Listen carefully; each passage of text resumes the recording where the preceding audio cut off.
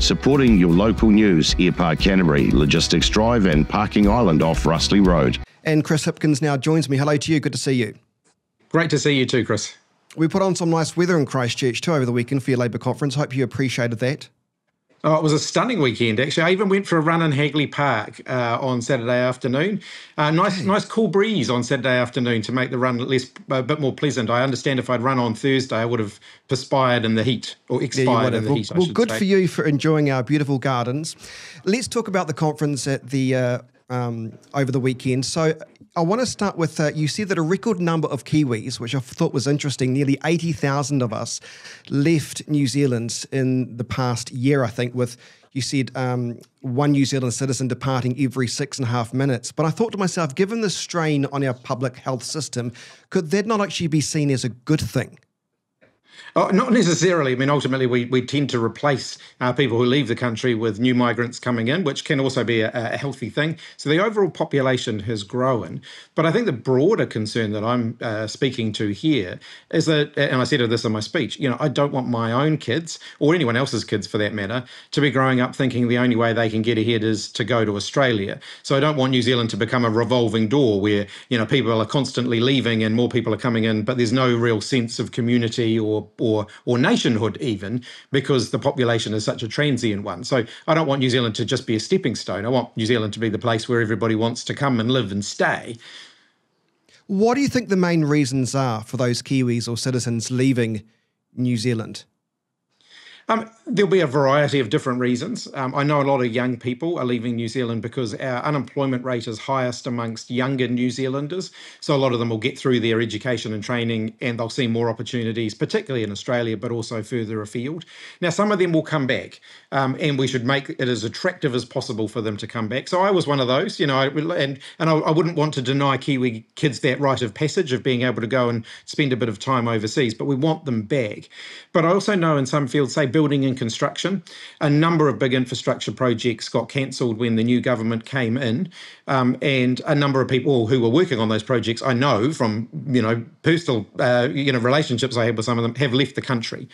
And so that's we should talk more about that as a country. I think the stop-start nature of our infrastructure commitments and infrastructure investments is pretty dangerous for New Zealand. It's one of the reasons why we don't get things done, and it's one of the reasons why we lose really talented people. The building and construction sector, I think at last count, is about 13,000 fewer jobs today than there were a year ago. I would say that's only temporary because, of course, we know there's more work coming in that area, but it's just not coming right now. Something you said in your speech, what I thought was slightly jarring perhaps to many people, and that is that Jacinda Ardern brought us together to fight the deadly virus. There's absolutely no doubt about Jacinda Ardern did in the initial stages, but I think as you've admitted that the government of the day, your government, started to lose the room towards the end of the administration. Is that a fair comment? It is. Well, that was my comment. And so, yes, I think that is a fair comment. And I think there's probably two big things in there. One was from about November onwards, I think Auckland started to really weary of the fact that they were doing the country's heavy lifting in the COVID response in terms of restrictions. And I understand that. And that was, we really did start to sort of I see Auckland as, I think, giving up to some extent, and they weren't following some of those restrictions anymore. And I think that was what I was saying when I said we lost the room there. The other was around vaccination, and in hindsight, 2020 hindsight, we were trying to preserve as much unity through that process as we could. In hindsight, though, I don't think that was ever going to be possible because New Zealanders had very different views on vaccination. So you had some people who were saying, we're not even going to go to work if we have to work with people who aren't vaccinated. And then you had other people who were saying, we're not going to be vaccinated under any circumstances. We tried to find ways of navigating that. And it wasn't completely successful. There are still a group of people who are very upset about that, and I understand that. But it was, I just don't think in retrospect that there was anything that we would have been able to do that wouldn't have alienated a significant section of the population, because just the nature of the polarisation that vaccination caused, and New Zealand's not alone in this, it happened all around the world, was almost unavoidable. Do you look back now and think, wasn't it weird, though, that people were scared to go to work unless somebody was vaccinated? Because doesn't it make a mockery of vaccinations in the first place?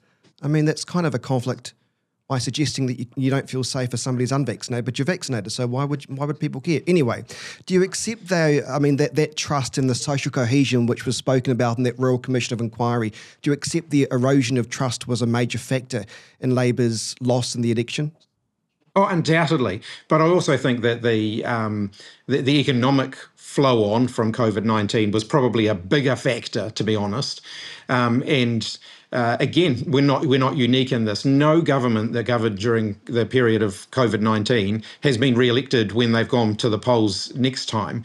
It has been a sort of a fairly global phenomena that governments have been turfed out who had to make those tough calls during COVID-19 because there were no easy answers. No matter, I woke up some mornings thinking, right, all of the choices that I've got today are bad choices. Which is the least bad of those choices? I'll give you that. That was often the case when we were dealing with COVID-19. And so, but I think those economic flow-on effects, and some of them were caused by decisions that we took, which I don't regret. So things like the wage subsidy, there's a flow-on economic effect from things like that. But some of them were not decisions that we made. So the Reserve Bank's decisions around monetary policy during that time undoubtedly were a contributing factor to the big spike in inflation that we saw.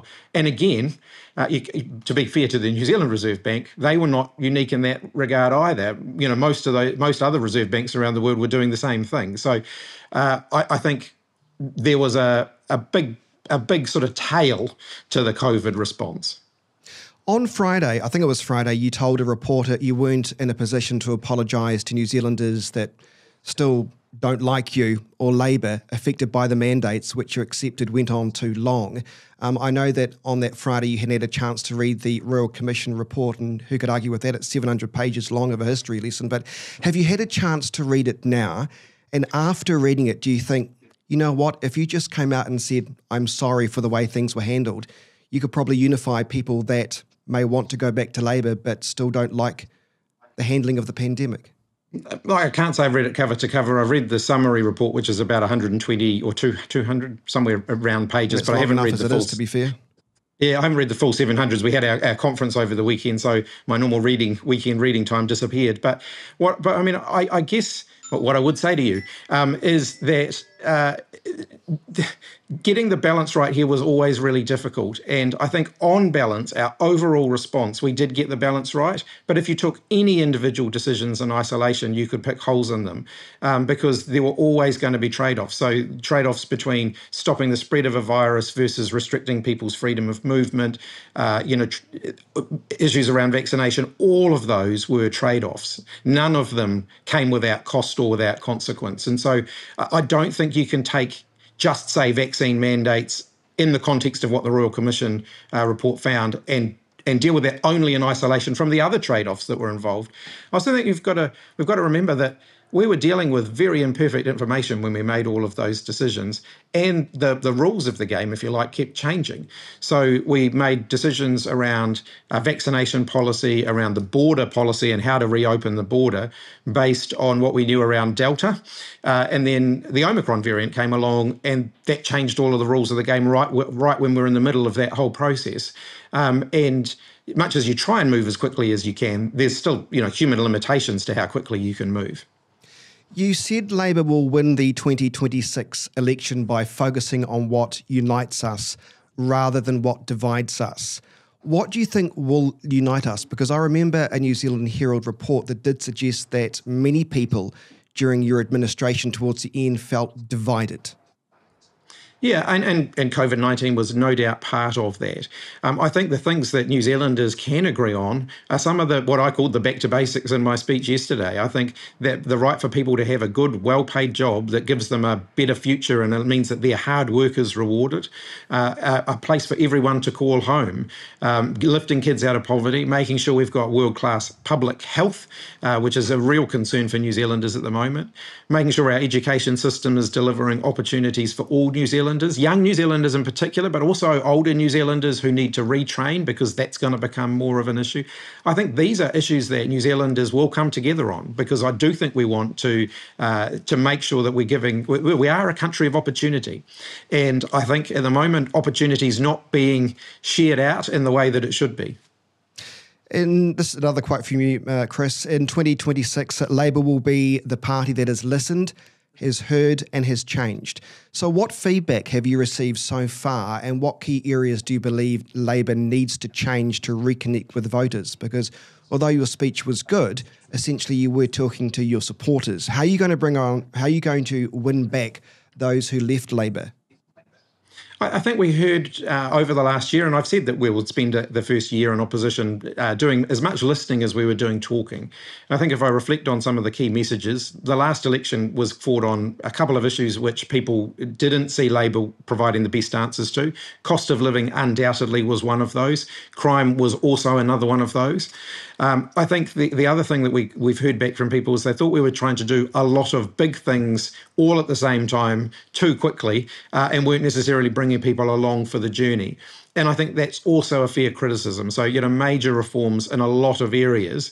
And there is a limit to the extent to which you can do all of those things all at the same time and conclude them successfully. There were some headline areas where we just didn't get it right. So our opposition commitment, 7 years ago, to Kiwi Build, for example, was one where I think we just missed the mark. I think we bit off more than we can chew, but also we just didn't, the intention was good, but we didn't get the policy right, and we didn't change it. And when we should have realised much quicker that wasn't going to work, and we should have come up with something else. Not much on the tax over the weekend. Was that intentional? I mean, the media was having fits of excitement with it, the thought of Labour discussing more taxes over the weekend. Why was that not a major thing, at least publicly anyway? Well, certainly plenty of internal discussion about that, but I think our party members know, just as the rest of the public know, that tax isn't something that you decide in isolation. Ultimately, tax is the product of what you want to do as a government and what the country wants you to do.